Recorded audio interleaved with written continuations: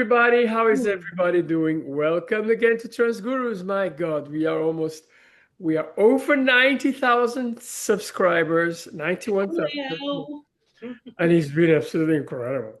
Absolutely incredible. Mhm. So tonight, we are going to talk about the power of the inner narrative. Mhm. It's a very interesting subject, and I'm going to let Bobby make the presentation Well, and start, okay? Go ahead. yeah, I was telling, oh boy, something really interesting happened. I'll start with a funny story. Um, I was in a college town over the weekend here in the state that was having a Pride Festival, and uh, the Fairness Campaign. I'm on their board, and we had a booth there. But I was also scheduled. I was billed as like this guest speaker and everything, and so. On Thursday, the organizer was invited in to do a radio show to promote um, um, the Pride event there. And they were going through the schedule and everything. And they said, and at 3 o'clock on Saturday, we have a special guest speaker from Louisville, Bobby Glass, a wonderful woman and queer icon. And I was ooh, I was Hey, thinking that's the first time in my life I've ever been called a queer icon, and it was and it was really kind of out of nowhere, and it surprised me. And I thought, oh gosh, now I've got all of this weight on my shoulders. No, that's not really true, but it just reminded me that I'm in a totally different place than I was 10 or 15 years ago. I never would have imagined that anybody anywhere would want to introduce me, as this wonderful woman and queer icon. It's like, how did that happen? And at the same time, I'm getting all jazzed up about that. I'm also meeting with different groups here in town and other places in the state, and there's a whole lot of fearful people right now that's scared to come out and things like that. And so I'm thinking, what changed? Because 15 years ago, I was like that. I was scared to go out. And Saturday, somebody's introducing me as a queer icon, and it's like, what happened? What happened? And and and it all has to do with that inner narrative, really, because we've talked about self-talk before, and that is very important. It's the things that you tell yourself every day that kind of help you to grow stronger or to shrink back and to become, smaller. And those are like one sentence things like, oh, I've got this meeting coming up and I'm going to go in there smiling and confident. That's like self-talk. That's like, oh, but an inner narrative is like the whole novel. It's based on your family and your culture and any trauma you experienced and the opportunities and everything. And so it's like self-talk is like a sentence, but the inner narrative is like the whole novel. And it's like, how did that change? Something has changed within me that has to do with the things the things I tell myself about what I can do with my life, what I deserve in my life, what's possible for me in my life. And all of that has changed over like the last 15, 20 years. And it should change. It should change a lot. And so it has. And so I'm thinking all of us here, I've, I've been with all of you enough to know that you've all got those narratives that tell yourself about this is why I am who I am. And that's what I was really hoping to hear tonight, because that's really the what the power is. And one of the things I just realized about myself is that um, I'm more effective when I'm working with a team. They're like I see myself as like this social justice warrior, and I want to speak truth to power, and I get myself in legislative hearings and things like that, and I want to speak truth to power, and I want to try to make my state a great place for trans people to live. I realize I'm a whole lot more effective when I'm working with a team. And so that's one thing I do. I try to find these different organizations that they're really singing the same song I am, and then to become a part of that. And so part of my inner narrative is that I am an educator. I am able to speak truth to power. I am able to help people unlearn a whole lot of flawed learning, really. And it's all for the purpose of making peace. And it's like I see myself as a peacemaker, and I feel like I'm equipped to do that. And I have opportunities to do that. And so how how I went from somebody that was scared to go out in public, scared to go in a store because I was afraid some clerk would talk to me and I'd have to say something back. I mean, I was really scared. And now it's like when I go in the store, I talk to everybody. I just, it's like some people hate to go shopping with me because I really do. I talk to everybody.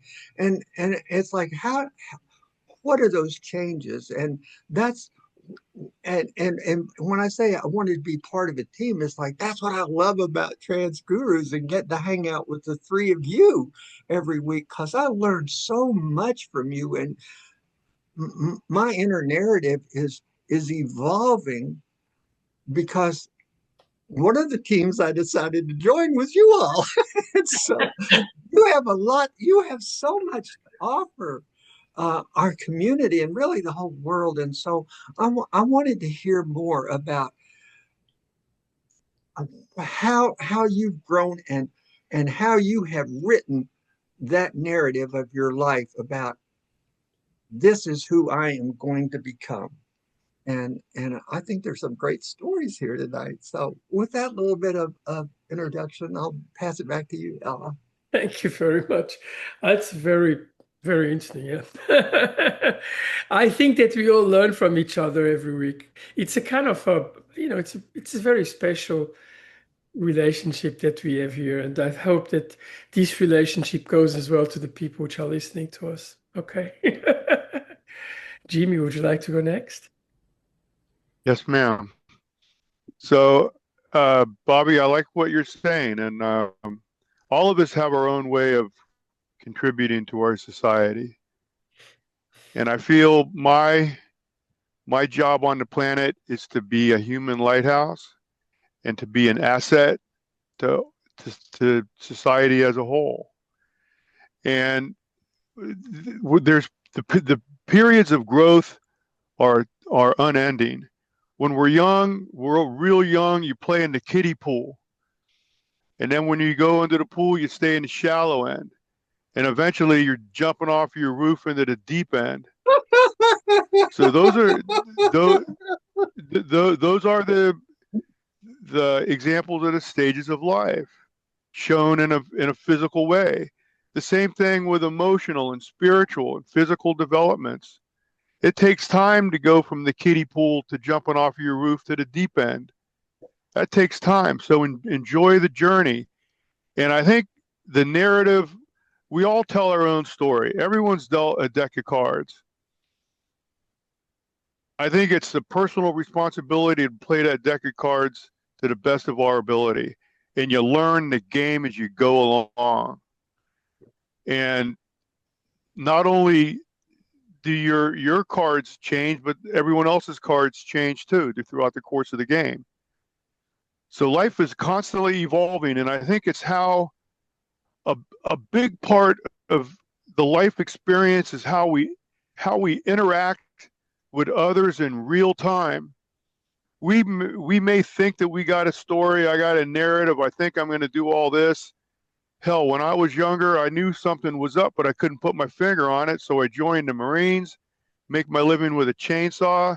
Now I'm a full-on trans girl, So yeah, I think we write our story in real time because as we grow.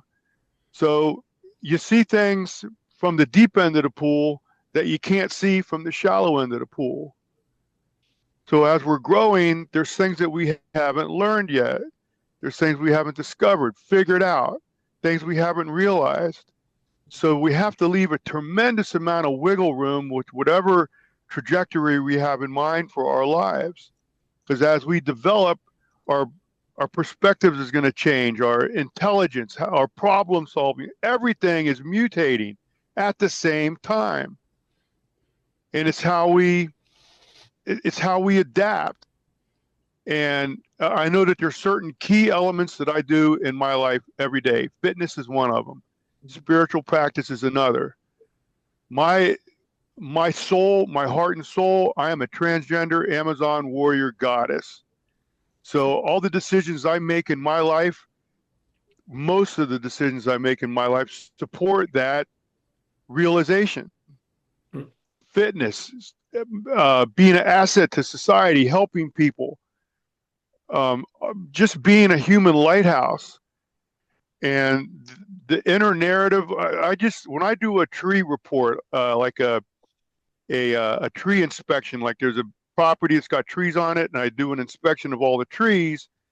Part of the criteria is that you need to write a narrative to support the the condition given to the tree.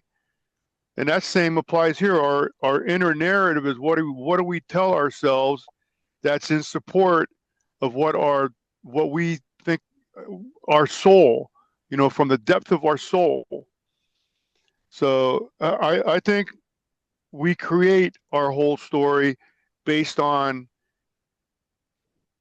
the events that it's a dynamic world. Things are constantly changing. So I think our ability to adapt, make decisions in real time based on on the direction we want to go in our life, that's the whole story. And a person's degree of fulfillment is based on our ability to be able to do that. Learn some management skills, learn some leadership skills.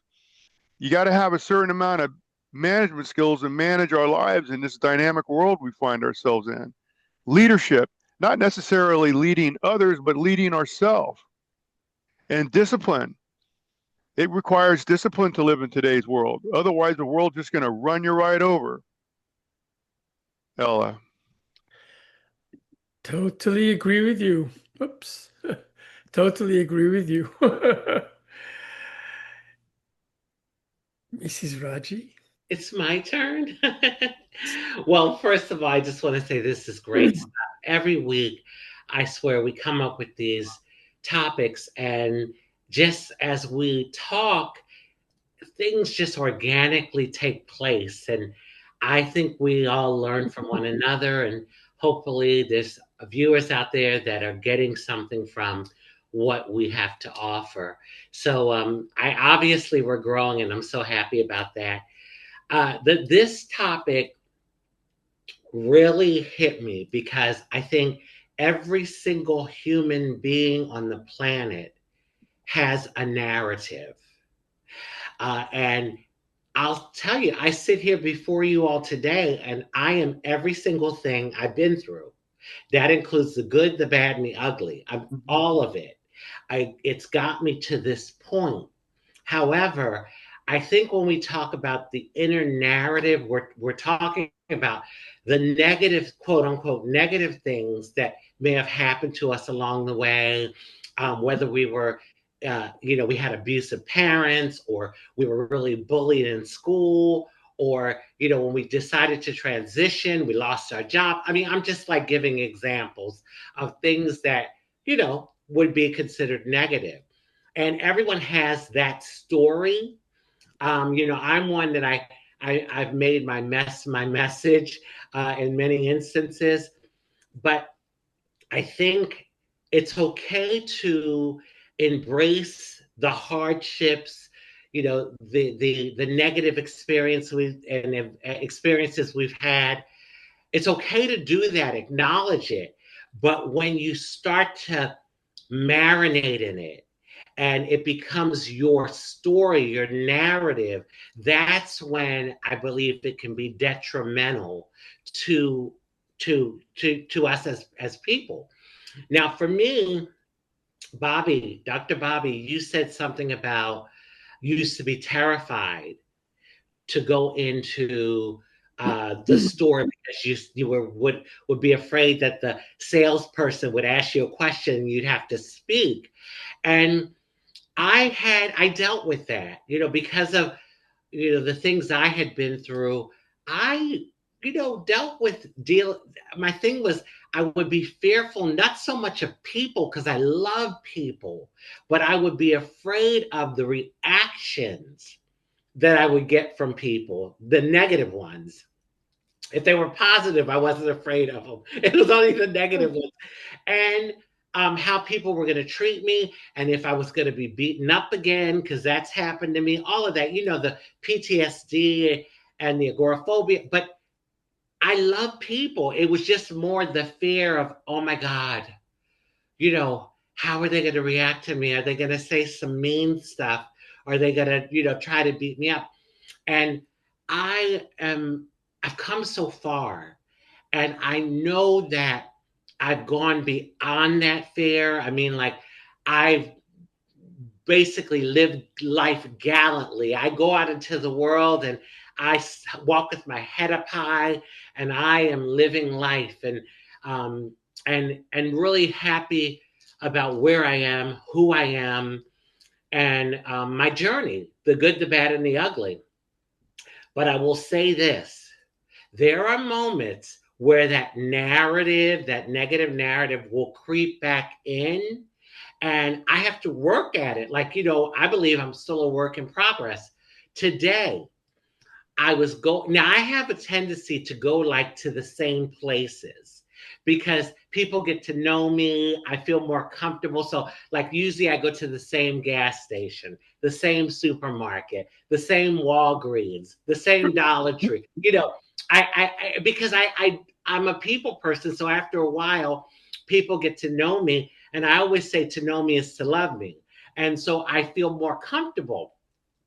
But that can also become a crutch because it can become where you're avoiding going into other spaces and limiting yourself just because of fear. And the more you avoid, um, the more you enforce the fear.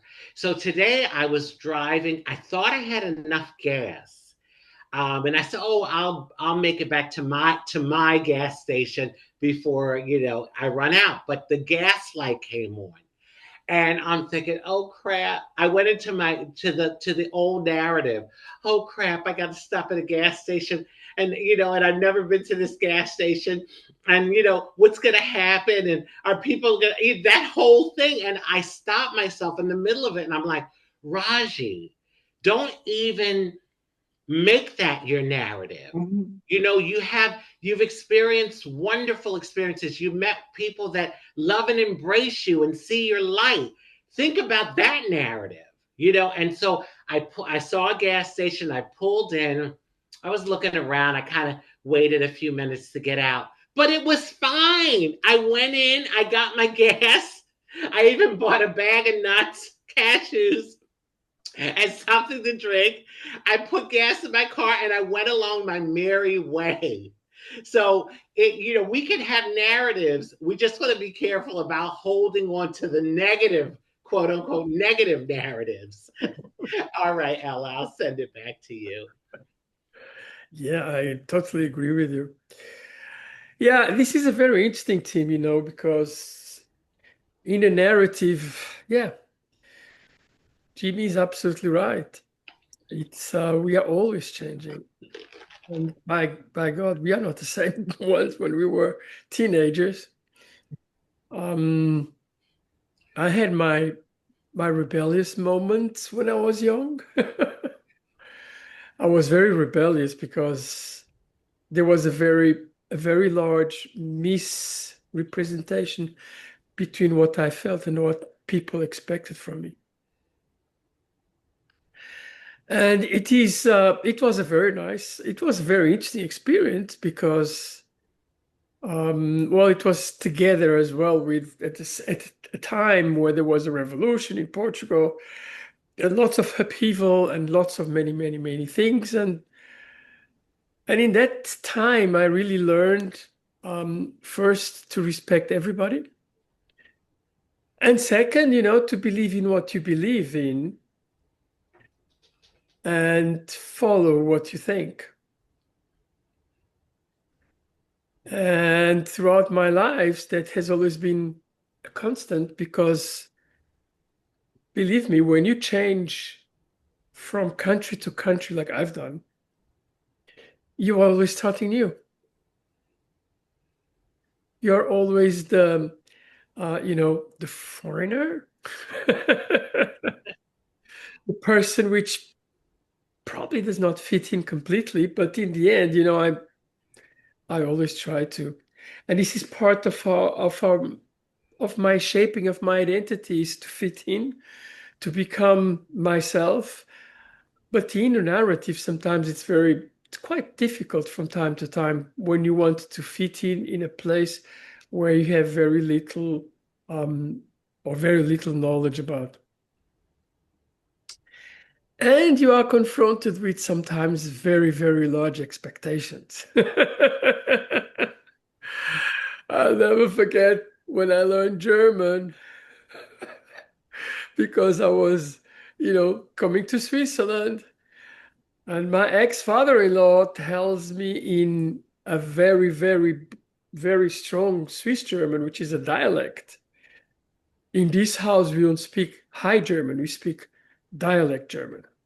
So it was a way of telling, you are here, you do it our way. Do it in this house, things go the way I say. Right. Oh my God. Well, it was a learned period and it was difficult from beginning. But, I integrated myself because I wanted to. Um, I integrated myself everywhere I go into the world. I try to integrate myself as a local, and I'm a very proud American now. But I've been in other countries and I've got um, quite a lot of other experiences in other countries. When I go to India, which I go very often, You're an Indian. I try to be an Indian. I even wear my sari. Right. But this is part of the inner narrative of growth. It's part of embracing challenges and embracing the life we go to. Raji was telling about, well, going to to get some gas in a place you don't know could be an issue, which I totally fully understand. I travel a lot. And I had exactly the same opinion when I went to in the Middle East to some very transphobic places. Oh my God. But I went, I conquered, and I was able to be myself. I didn't feel people were very nice with me, Nobody went and put the finger on and said, "Oh my God, that is a horrible thing."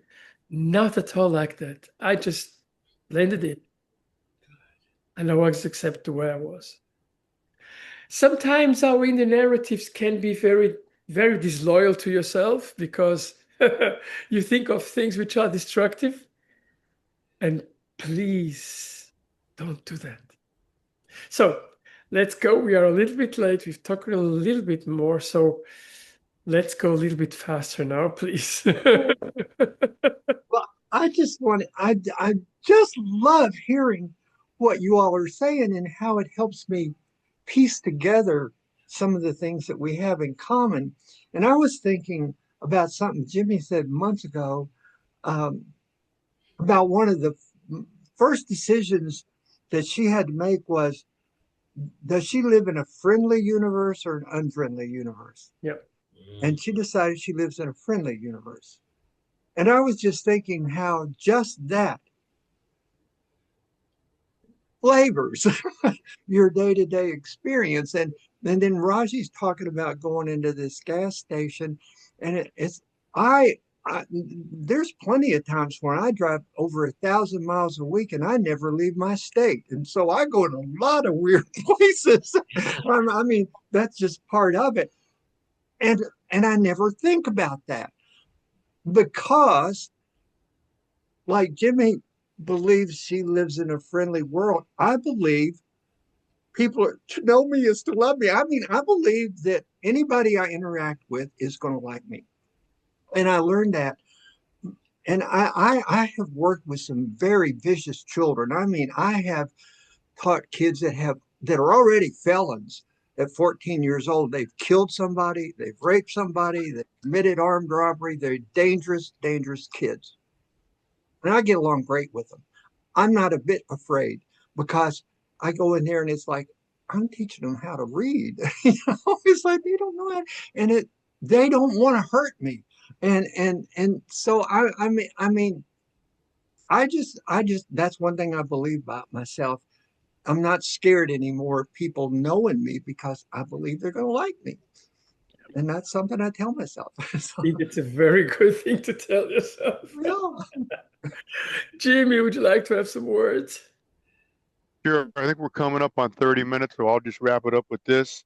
Yeah. Talking about gas stations, there was a sign I saw on the door of a gym many, many, many, many years ago. And this can relate to a new gas station, a new restaurant, a new store, a new anything, a new experience. There are no, this is what the sign said, there are no strangers here, only friends we haven't met yet. Mm, Of that. There are no strangers here, only friends we haven't met yet. And getting back to the, do we live in a friendly or an unfriendly universe? Whatever we declare, the Yes. universe is going to bend itself to yes. make whatever we decide so. Yeah. Mhm. That's the simplest decision we got to make. I decided a long time ago I live in harmony with all things. I Mhm. live in a friendly universe. So therefore the universe is going to bend itself to harmonize my life. Yeah. Mhm. Absolutely. Ella. Yeah, I just want to add for something because we're talking about, the power of what we choose and our narratives influence. This is actually a very old, what they call the divine notion, which comes from, the ancient people already had this notion of I make my life and I shape my life. This is something which has always been, and it should actually been, I mean, some of them even called it was the divine, I think it was the divine law. And I mean, we all should know that. We all should know that, but apparently not everybody. Raji. Yeah, the divine law of attraction. What you get focused to, you get back. I go to my spiritual center is that. It is exactly that. It's science of mind, religious science, and it's all about we can create the lives that we want through our thoughts and our energy.